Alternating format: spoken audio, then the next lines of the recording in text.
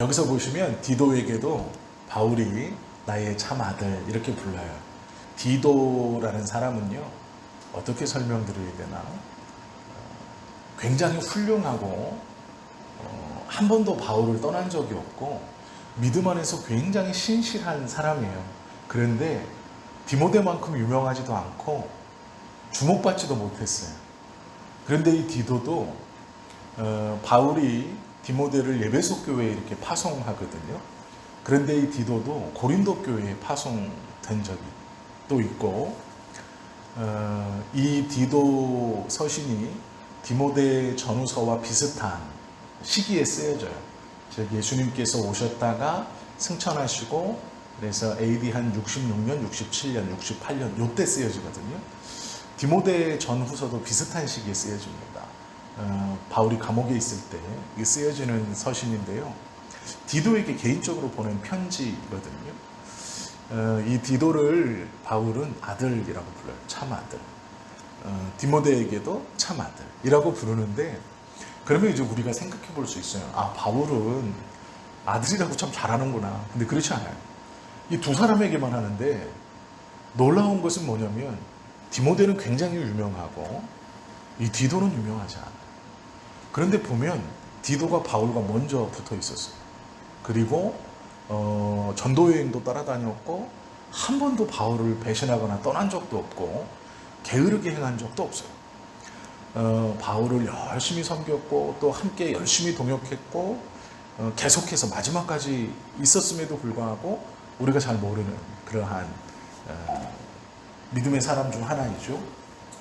이 디도서는 목회서신이라고 불려요. 디모데 전서 후서와 함께 이 디도서를 묶어서 목회서신이라고 말하는 거예요. 왜 그러냐면 선한 생활하고 신앙 생활을 어떻게 될 것인가가 이 디도서의 주제예요. 즉 선하게 생활하는 것, 선한 것이 무엇이냐와 신앙 생활을 어떻게 해야 될 것이냐를 적어서 보낸 것이 디도서입니다. 디도는 유대인이 아니에요. 헬라 사람입니다. 이 디도라는 말 자체가 헬라어예요. 그래서 이 디도는 할례받지 않았던 사람이에요. 디모데는요? 디모데는 유대인이에요. 어머니와 할머니의 신앙을 따라서 받았던. 디모데의 아버지는 유대인이 아니었던 것 같아요. 이름을 보면 유대인이 아닌데 그래서 아들의 이름을 디모데라고 지었어요. 근데 문제는 어머님이 유대인이에요. 그래서 바울이 이 디모데를 조금 더 가깝게 여기지도 않았나 싶기도 합니다. 내용도 분량도 보면 이 디도서가 더 짧아요. 디모데는 전서 후서를 보냈는데 디도서는 좀 내용도 조금 짧아요.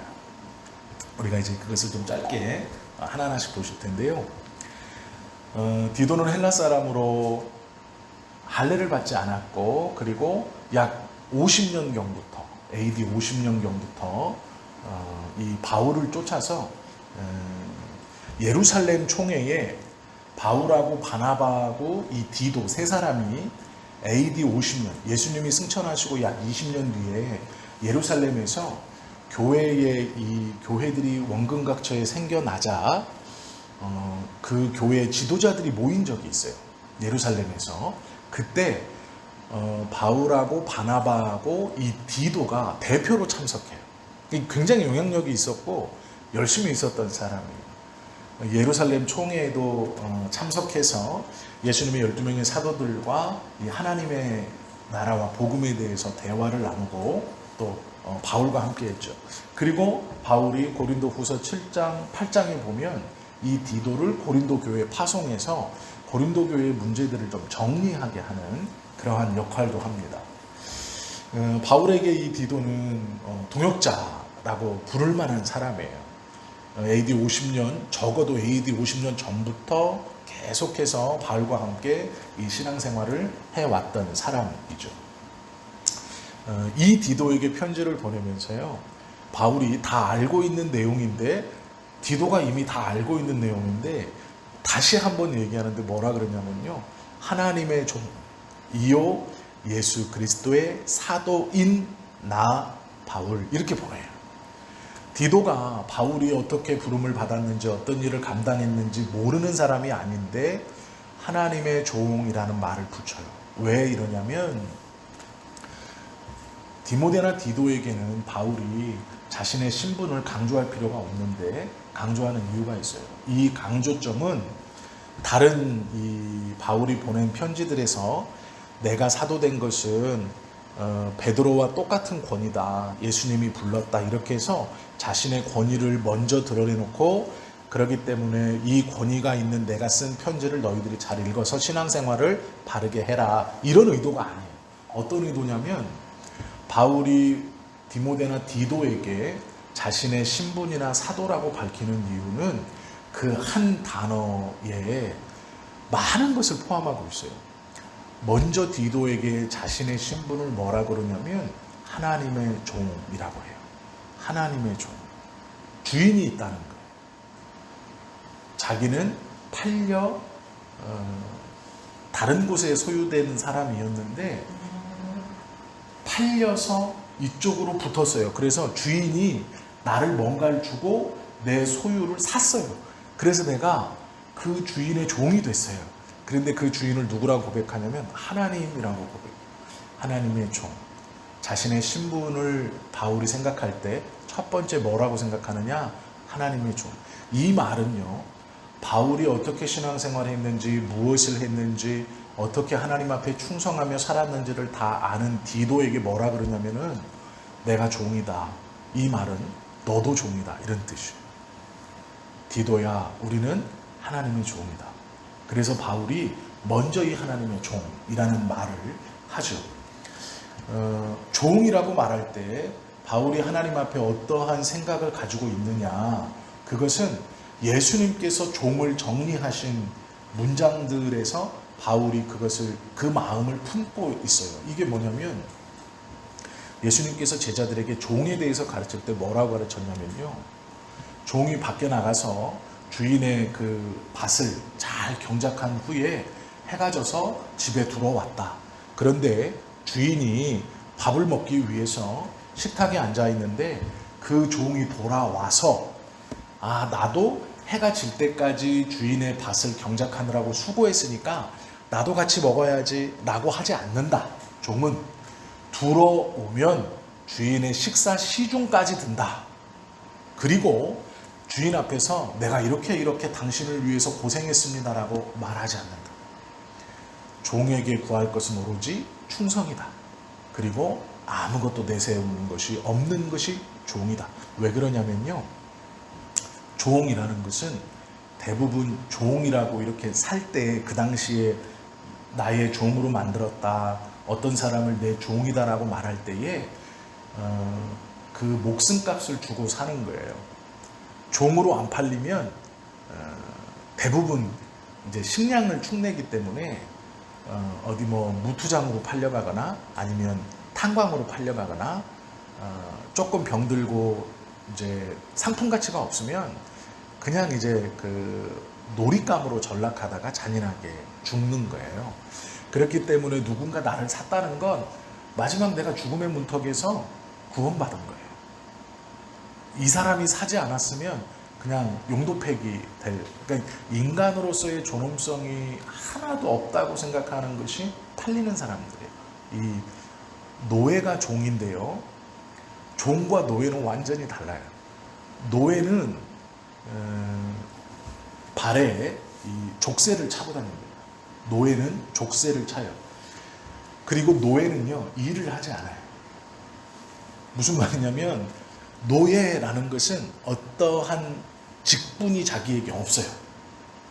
그래서 노예상은 자신의 주인이긴 하지만 그 사람을, 노예상을 주인이라고 부르지만 조금 개념이 다릅니다. 제가 이걸 설명해 드릴게요. 말이 지금 똑같아요. 노예하고 종하고 똑같아서 자꾸 헷갈리는데, 노예라고 하는 것은 예를 들어서 요셉처럼 형들이 팔아서 노예상이 요셉을 샀어요. 그러면 쭉 끌고 다녀요. 그래서 애굽에서 종으로 팔거든요. 종으로 팔아요. 그럼 이게 무슨 얘기냐면 나를 산 이 노예상이 내 주인이긴 하지만 이 노예상은 나에게 기대하는 바가 없어요. 즉 무엇을 맡긴다거나 뭘 해라 명령한다거나 그게 아니에요. 도망가지 못하게 감시하고 찾고 채워놓고 끌고 다니는 거예요. 어느 때까지 끌고 다니냐? 팔릴 때까지. 그냥 끌고 다니는 거예요.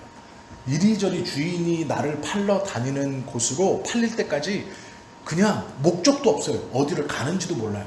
계속 그냥 그 주인이 끌고 다니는 대로 돌아다니는 거예요. 이게 노예예요. 그러면 종은 달라요. 이 노예를 돈을 주고 사잖아요. 그러면 내 종이라고 불러요. 그런데 이 종에게는 뭔가 맡겨요. 책임을 맡기고 이 종의 잘못을 주인이 책임져요. 이해가 되셨죠? 그러니까 여기서 말하는 노예하고 종은 완전히 다른 거예요. 그리고 종은 착고를 차진 않아요. 주인이 있기 때문에 신발을 신진 않을 수 있지만 착고를 차진 않아요. 그리고 종이 완전히 나쁜 것만은 아닌 것이 종은 그 주인이요 아들로 삼을 수도 있었고 양자로 삼을 수도 있었어요.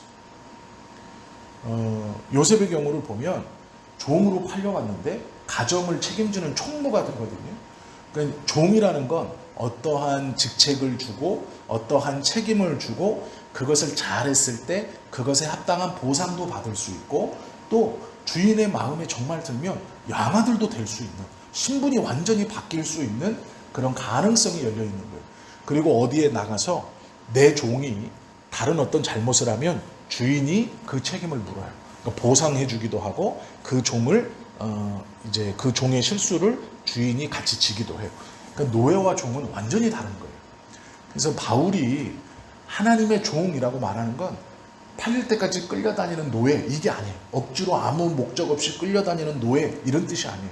하나님의 종이라고 말하는 건 나에게 맡겨주신 무언가가 있고 그것을 잘하면 보상을 주시고 내가 실수한 것을 하나님이 책임져 주시고 나의 보호자 먹고 마시고 자는 것을 하나님 책임져 준다. 그래서 하나님의 종이라는 건 우리가 생각하는 그런 비천한 신분이 아닌 거예요.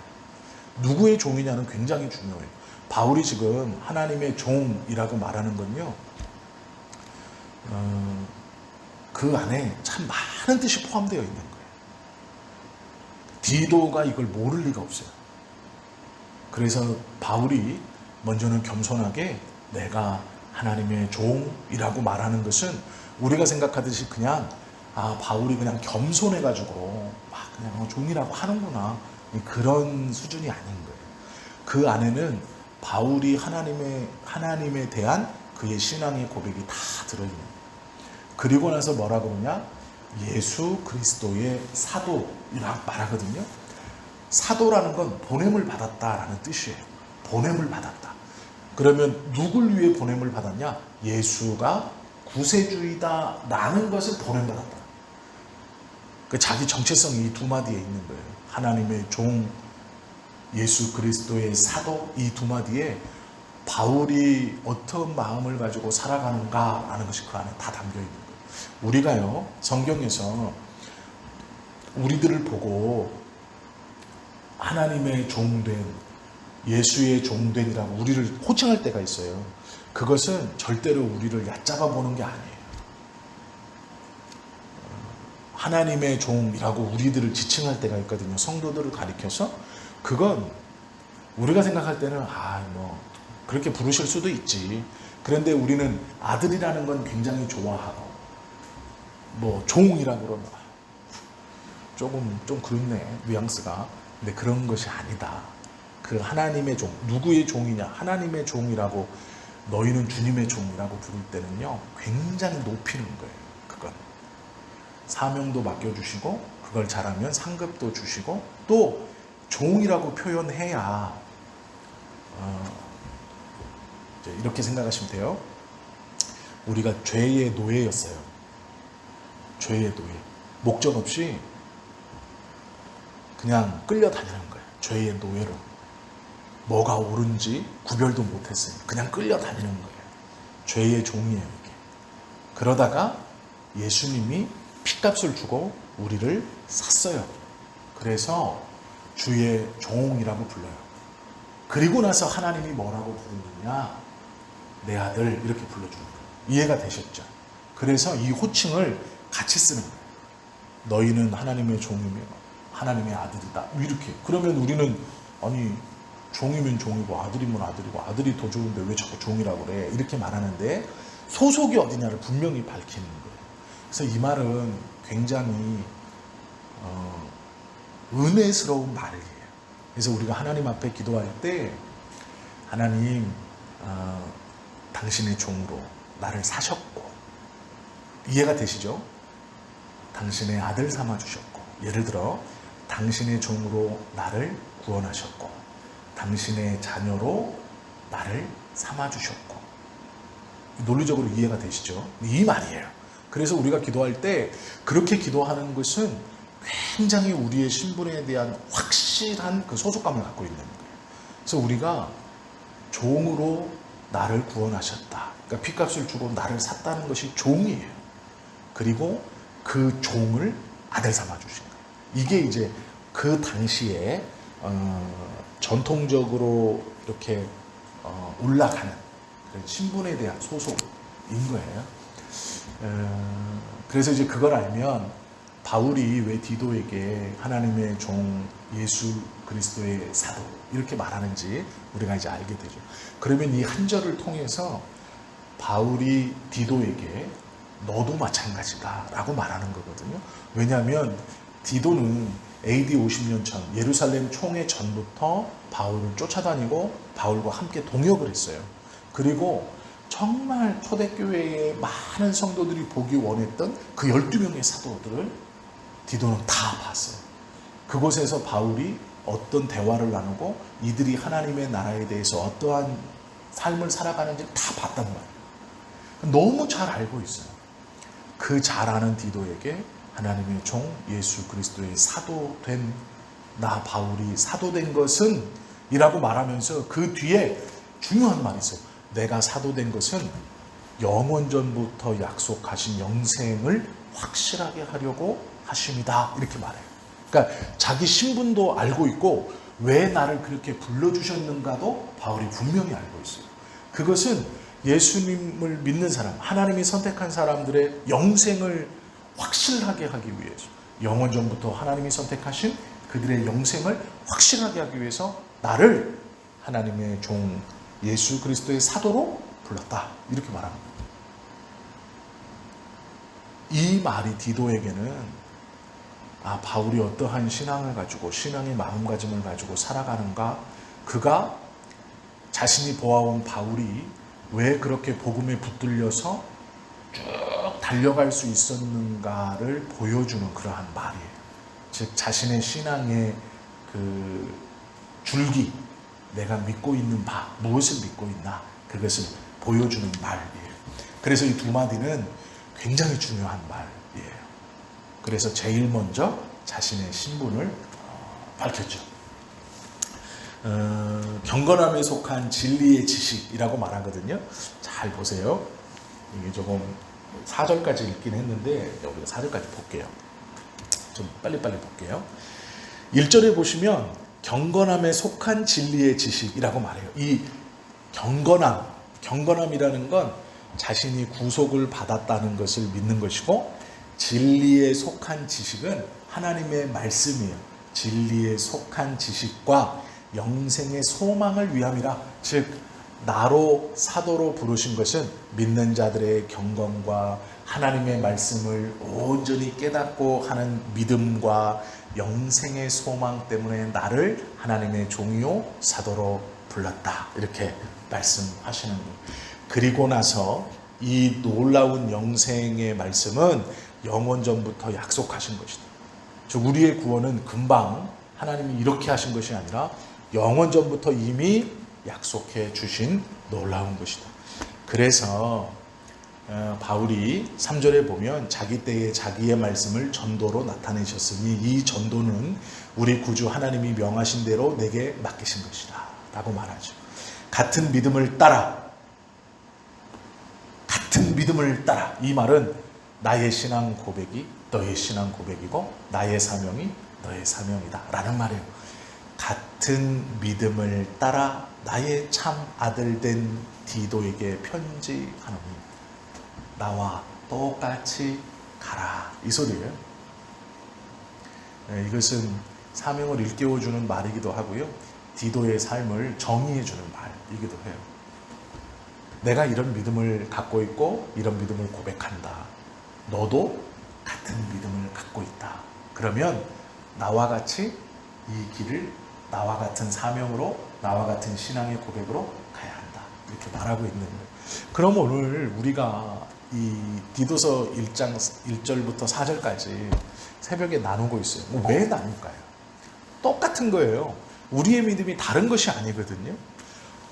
바울이 하나님을 바라보고 예수님을 믿었던, 하나님의 말씀을 신뢰하며 예수님을 그리스도로 믿고 그 예수님이 그리스도이심을 전파하면서 그 자신을 불러주신 하나님의 종이요 예수 그리스도의 사도로 불러주신, 자신을 선택하여 보내주신 그 믿음을 디도가 또 우리가 동일하게 고백하고 있는 거예요. 그렇기 때문에 우리의 신앙의 고백이나 우리의 삶의 방향이나 우리의 삶의 목적도 똑같은 거예요. 다른 게 아니에요. 우리가 이제 하나님을 믿어서 하나님 부자 되게 해주세요. 왜 그것이 틀렸다라고 그게 없는 건 아니에요. 하나님이 재물을 부어주시기도 하고 건강을 부어주시기도 하고 명예를 부어주시기도 하고 성공하기도 하세요. 그것은 하나님의 은혜이고 역사예요. 그게 하찮다는 것도 아니고 중요하지 않다는 것도 절대 아니에요. 그러나 말씀을 보면 그것과는 비교할 수 없는 사명 그리고 믿음을 가지고 우리의 믿음의 선진들은 살아갔어요. 그리고 그들이 계속해서 뭐라 그러냐면 나와 너희가 같은 믿음, 같은 성령, 같은 하나님을 믿고 있다. 이렇게 말하거든요. 그러면 우리도 당연히 그들의 신앙 고백이 나의 신앙 고백이 되고 그들의 삶이 나의 삶의 고백이 되고 나의 모습이 되어야 되는데 우리는 같은 하나님, 같은 성령님, 같은 믿음을 고백하면서 원하는 건 달라요. 건강하게 해주세요. 부자 되게 해주세요. 이건 거예요. 그러니까 이게 조금씩 어긋나고 있다는 거죠. 바울도 그렇게 기도했어요. 하나님, 복음사역 하는 일에 내 건강이 안 좋은 것이 방해가 되니까 이걸 좀 고쳐주십시오. 다른 사람에게는 내 손수건만 대도 낫고 내가 안수하면 낫고 기도하면 귀신도 떠나고 병도 고치는데 내가 이렇게 약하고 내가 이렇게 볼품 없어서 무슨 덕이 되겠습니까? 고쳐주십시오 했는데 하나님이 내 은혜가 내게 족하다 이렇게 말해요. 그러니까 바울이 뭐라고 받듯 기도하냐면 맞습니다. 오히려 내가 약한 그때가 강함이라. 내가 자랑하려고 했던 거 다 배설물로 여기고 오로지 예수님만 자랑하겠습니다. 그리고 끝나요. 그런데 우리 보고 뭐라 그러냐면 같은 믿음 갖고 있다. 같은 믿음으로 살아가야 한다. 근데 우리는 여전히 다른 걸 기도해요. 계속 바라는 바 소원은 세상에 이겁니다. 그래서 이제 이거를 저도 마찬가지지만 이래서 이런 겁니다 하고 차근히 설명해 주면 얼마나 좋아요. 근데 목회자들이 귀찮으니까 아유 이러는 거야. 목회자들이 이게 잘못이에요. 저도 그렇고 잘못된 거예요. 이걸 하나하나 설명해 주면 아 그렇구나 하고 이해하고 하나님께 바른 기도를 드려서 바른 복을 받을 텐데 그거 다 중간에 건너뛰고 그거 중요한 거 아니야. 이해가 안 되죠. 아니 중요한데 왜 중요하지 않다 그래요? 아니 그게 왜 안 중요해? 이 땅을 살아가는데 그런 거예요. 그래서 이제 말씀을 저희가 함께 나누면서 이렇게 알아가는 거죠. 저희가 성경의 지식은요 말씀을 풀어가면서 아 그렇구나 이것만이 아니에요. 아 내가 기도가 지금까지는 조금 박자가 잘못됐구나. 그리고 내 신앙의 모습이나 내가 믿음이 좋다고 생각하는 어떠한 사람들의 믿음이나 그런 것들이 성경적이지 않았을 수도 있다는 거예요. 내가 부러워했던 그 믿음의 사람, 내가 쫓아가기를 원했던 그 믿음의 사람이 어쩌면 성경적이지 않아요. 어쩌면 그가 성숙하지 못한 사람일 수도 있어요. 그걸 무시하는 게 아니에요. 그러나 하나님의 말씀을 온전히 깨닫고 그것이 무엇인지를 안다면 그 사람의 삶이 좀 부럽지 않은 거예요. 왜냐하면 나는 하나님이 정말로 원하시는 같은 믿음과 같은 은혜를 고백하며 살아가고 있기 때문이죠. 바울 한 명이 하나님께 선택됨으로 우리가 보면 디모데 전후서, 디도서 또 이 신약의 많은 성도들이 믿음 가운데 나아가죠. 우리도 마찬가지예요. 우리도 같은 믿음을 고백하고 그것을 믿는 우리가 하나님이 우리를 선택하면 나 한 사람뿐 아니라 우리의 후세대들, 우리의 자녀들뿐 아니라 정말 많은 사람들에게 하나님의 나라와 하나님의 복음을 증거케 하시려고 우리를 선택하셨다라는 게, 그것도 기억하시면 너무 좋을 것 같아요. 우리에게 꼭 기억해야 될 말씀이 이 말씀이죠. 같은 믿음을 따라라는 말씀. 이것은 너무도 귀하고 너무도 복된 말씀이죠. 기도드립니다.